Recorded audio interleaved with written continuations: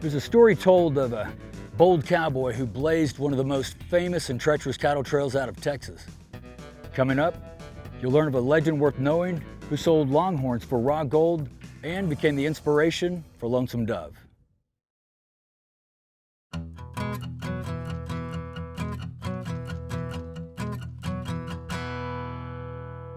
You ever see those signs on the side of the Texas highways? You know, the ones that say historical marker 1 mile ahead. Well, maybe you didn't get a chance to stop and read about it, but did you ever wonder what happened there? I'm Lance Eckwright, and I intend to find out. I grew up on a ranch in the Panhandle, riding horses, milking cows, and developing a love for this country and the folks that made this diverse land what it is now. Every legend and myth has its roots in the truth, and usually the truth is more interesting than fiction. So, let's go uncover the truth and the stories that really happened right here on this site.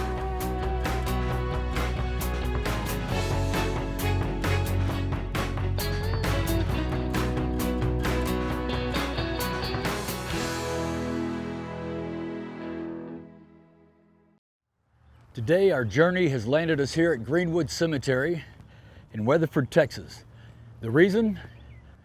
Well, this is where ranching pioneer Oliver Loving was laid to rest. Oliver Loving is called the Dean of the Texas Trail Drivers. He was born on December 4th, 1812 in Hopkins County, Kentucky, moving to Texas in 1844, first to Collin County, north of Dallas, and then onto the edge of the frontier in the Parker County area in 1855. A lot of people wanted to move west. There was either free or very cheap land available for people who would settle the land. Texas was trying to bring settlers here and to bring people who would bring industry and commerce and economic activity to Texas. He had an uncle that had come, and he came to visit the uncle down here and was very impressed with the opportunities. He and Susan came with 5 children. They came to Plano, Texas, which was blackland farming, and they had 3 more children there. And he found that it was getting very crowded. He had an ox and a wagon. He would transport goods back and forth. And so he, from Collin County, ended up with a contract to supply Fort Belknap. When he got over there and saw the Brazos River, he really got excited because there was so much water and land. And he said, you know, I really think that this would be good ranching. I don't know how he talked Susan into it, personally.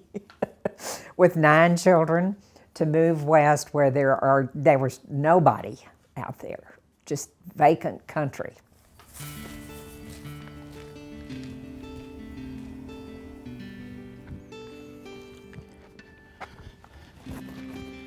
Now called Loving Valley, this is where Oliver and his wife Susan and their 9 children settled in. They opened a small general store where Oliver's daughter, Susan Mary, became the postmistress for the community, and when she married Dr. David Ford in 1856, their marriage certificate became the first license issued in Parker County.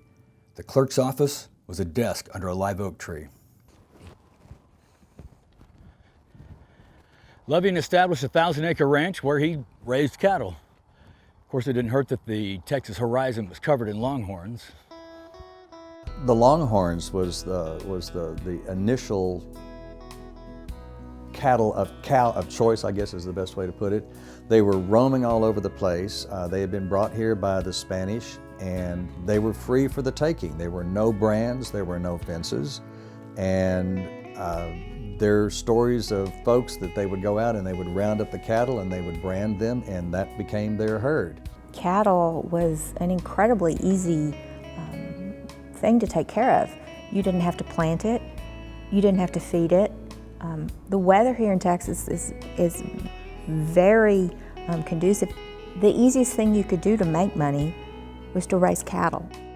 Oliver decided to get into the cattle business, and at the ripe frontier age of 44, he looked to mark out new trails to reach other markets where he could sell his herds.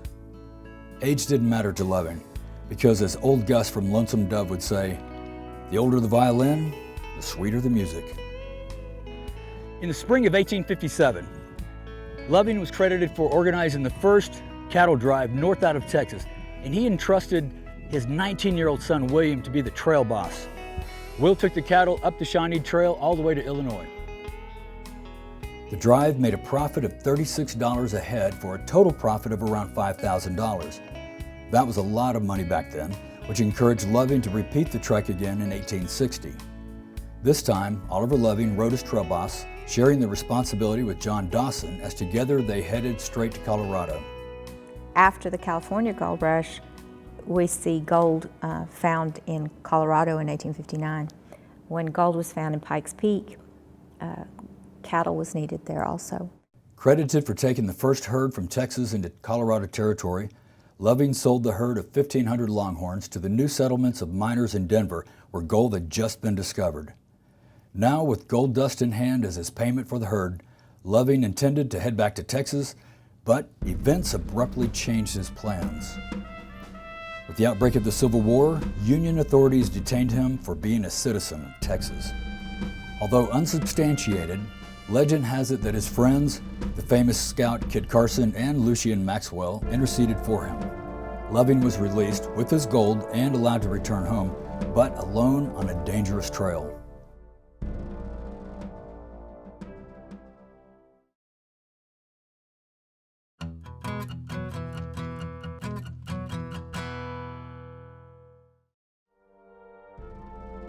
Union forces had released pioneer and cattleman Oliver Loving to return to Texas, but now he faced a dangerous ride through hostile country carrying a lot of gold. When he came back, you know, he had to hide the gold under his, in the wagon, and he used the mismatched horses as a disguise because nobody with any money would drive horses that weren't matched. And so he looked like a poor soul, and he had the money stashed under his buckboard. And when he got back to Palo Pinto, it had been totally destroyed by the Comanches. They had run off all the cattle, the horses, the stuff that was up next to the house, and burned. And he had gone into Weatherford to stay with Susan Mary, and her husband, Dr. Ford. They had the Weatherford household, and Susan, his wife, was there, and he was very relieved to discover everybody was safe. The war, along with the hostile Indian Territory, made it impossible to drive cattle north out of Texas. Loving sought for other ways to make ends meet and felt quite fortunate at the time to win a contract to supply meat to the Confederate Army. That caused him and all cattle drivers at that point in time a significant financial hardship when the value of the Confederate currency fell to nothing. And the Confederacy had no money, they had no gold, but yet they passed laws that it was treasonous not to support the cause of the Confederacy. When the war ended, the Confederate government reportedly owed Loving between $100,000 and $250,000, a debt he knew he could never collect. To make matters worse, the local cattle markets were inadequate for the available supply. In the spring of 1866, Loving received word that the United States government was taking bids for beef contracts in Fort Sumner, New Mexico, where some 8,000 Indians were settled on a reservation. Now, despite the odds against him, Loving, now a well-seasoned 54 years old, but still sturdy as a live oak, once again looked at making the trip to Colorado to market his cattle. But every way that he knew to go was blocked by outlaws and Indians. The Indians had been gathered at the Bosque Redondo. They were starving, and so government contractors looked for people, and that's how Loving and Goodnight happened to be there. He needed help, and that help came in the form of Charles Goodnight, a 30-year-old cattleman and former Texas Ranger. Goodnight had tried to run a herd of cattle and failed. Goodnight was 30 years old and went to a 53-year-old experienced man to drive cattle. Goodnight learned from Loving. Charlie Goodnight would have to be like a million other young people that went with him, but he was particularly well thought of. And he adored Oliver as a father. And he was that age difference. Loving was a much older man, and Goodnight was sort of the young, impetuous one.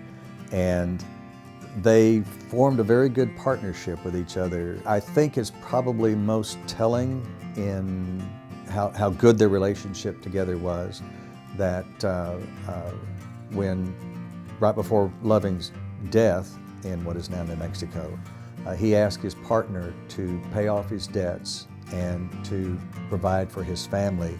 So I think that's a pretty telling example of how close their working relationship was and how much they did honor each other.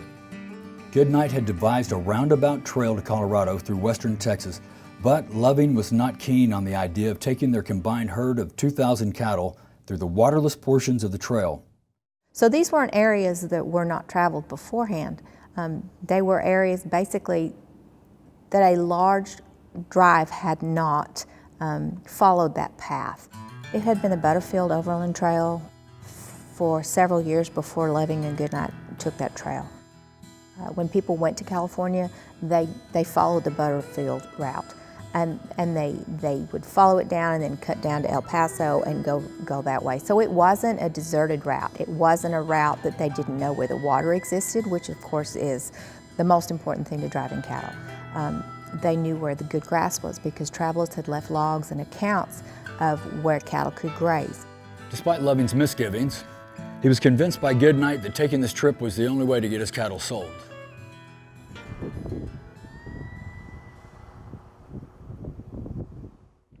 This route later became known as the Goodnight-Loving Trail, even though it was used by other cattlemen. But it began in this valley, next to the Brazos River, where they would gather up the herd for the long trek west and then north. Goodnight and Loving's partnership only lasted a little bit more than a year, but the relationship was enough to tie their names together in legendary tales still used as inspiration for cowboy and modern-day stories about the old frontier. The Goodnight-Loving Trail followed the path of the Butterfield Overland Mail to Fort Concho, then headed due west to the Pecos River. It turned north at the Pecos, leading to Fort Sumner and on to Denver. Loving's fears were realized when they lost around 300 head of cattle in the 3-day trek through the desert, and 100 more in the quicksand near the steep banks of the Pecos River as the cattle broke away and stampeded towards the smell of water. They did finally make it to Fort Sumner and sold their cattle for a profit far beyond their expectations. Despite their hardships and losses along the route, this encouraged them to try again the following spring. They would make 3 drives together before the infamous trip that would prove fatal for Loving. Our Goodnight and Loving then went up there multiple times, established a ranch, a stock ranch in New Mexico that they used to build stock, gather stock, and then take up to the gold mines in Denver. In the spring of 1867, the Fort Sumner contracts came up for bid again. But because of the poor cattle market after the Civil War, competition was fierce. And it was imperative that even if the cattle weren't to Fort Sumner yet, someone representing the herd drovers had to be there to place a bid. If not, they had no chance of selling their cattle. This particular drive was slow going because of the heavy rains and increased threat of Indian attacks. To be sure they were represented when the contracts were awarded, Loving went ahead of the herd and took one-armed Bill Wilson, a trusted cowhand and scout, with him. They knew that there was a competitor who was also driving cattle there, and they knew that whoever got there first was going to be able to bargain with the feds in the fort. Loving and discussed with Goodnight about, okay, why don't you let me ride ahead and I'll get there first and say, you're going to be behind with the cows, and I can start the negotiations. I can tell them what the herd is, what I have, how much, kinds, whatever the negotiating points were. I can get ahead of the competition. And Goodnight sort of begrudgingly said, well, okay, but only if you travel at night. Although Loving told Goodnight that he would travel at night through Indian country, Loving hated moving in the darkness. He became impatient, so he pushed through during the day. That was a poor decision because that was the beginning of the end for Loving.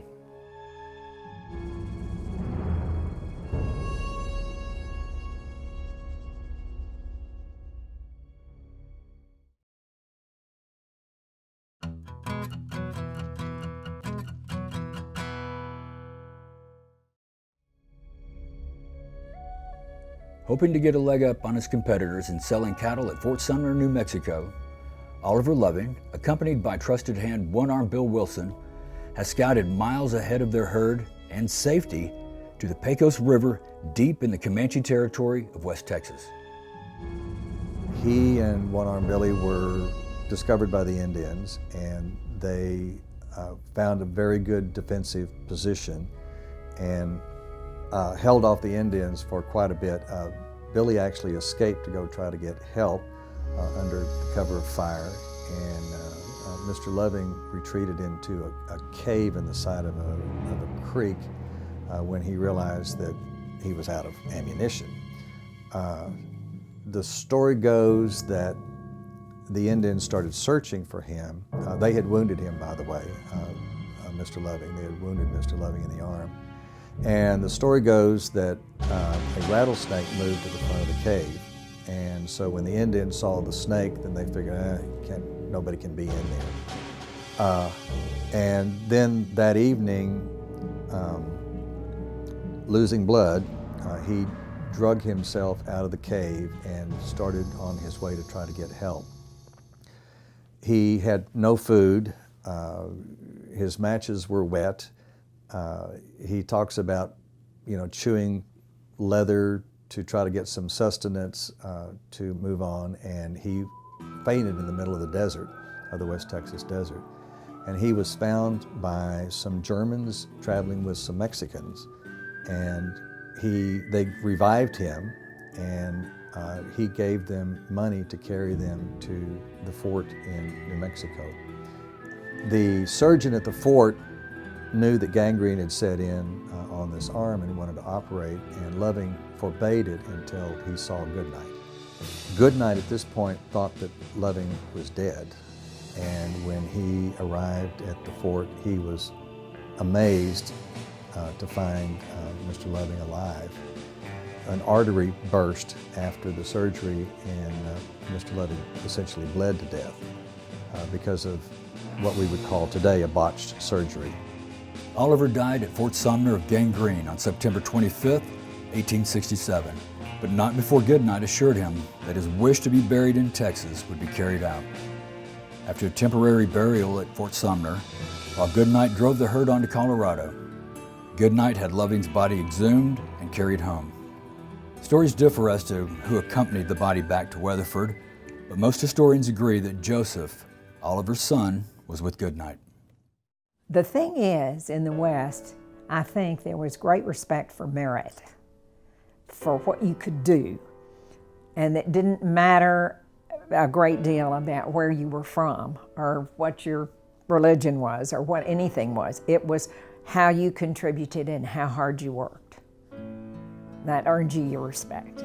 He was a good leader. I think that really accounted for the fact that so many ranchers trusted him with their cattle. But he felt strongly about leading a moral life, and he certainly did that. And that's another reason I think those fellow ranchers joined with him. He was absolutely fearless, and that's what Goodnight said about him. If there were chances to be taken, like the one he took, he was the one who went through this territory to track when he got shot. He would not send someone else. He took the risk on himself. He was no different than anybody else at that time. He just had the desire to do it, had the guts to do it, and did it. And that was basically it. I don't think he would see himself as anything other than a successful businessman, somebody that took care of his family. I don't think that he really had time, and I don't think things had changed enough for him to be able to gain a perspective on his place and his eventual fame, if you will, but his place within the larger context of this Western expansion. I'm sure Oliver was unaware that he was expanding the United States to California, but he was. He was one of many. In the years after the war, the history of the state focused very much on Western expansion, Western identity. We didn't want to associate with the fact that we were part of the losing South, even though we were very much part of that South. We wanted to assume different identities. But the romance of Cattle Drive has depicted cowboys in such a way that all over the world, everybody, the minute you say you're from Texas, they immediately conjure up this swashbuckling cowboy. And it's a myth that people connect to in a place that they don't quite understand, but they want to exist. Mr. Loving and Mr. Goodnight both provided the ability for cowboys to exist, so we can now have these legends. The headstone over Oliver Loving's grave was placed by Charles Goodnight. If the story sounds familiar, it should. It's the basis for the novel by Larry McMurtry, Lonesome Dove. In the miniseries, the character played by Robert Duvall, Old Gus, Augustus McCrae, is based on Oliver Loving. The story behind the historical marker on this site is summed up best by Old Gus when he said, "It's not dying I'm talking about, it's living."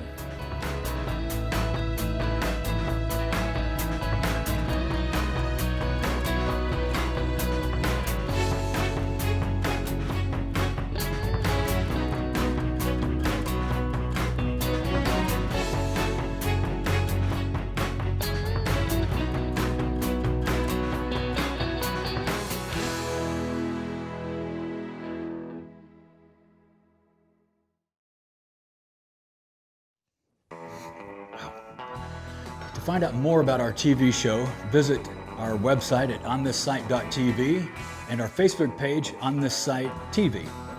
Appreciate it. Good, how are you doing?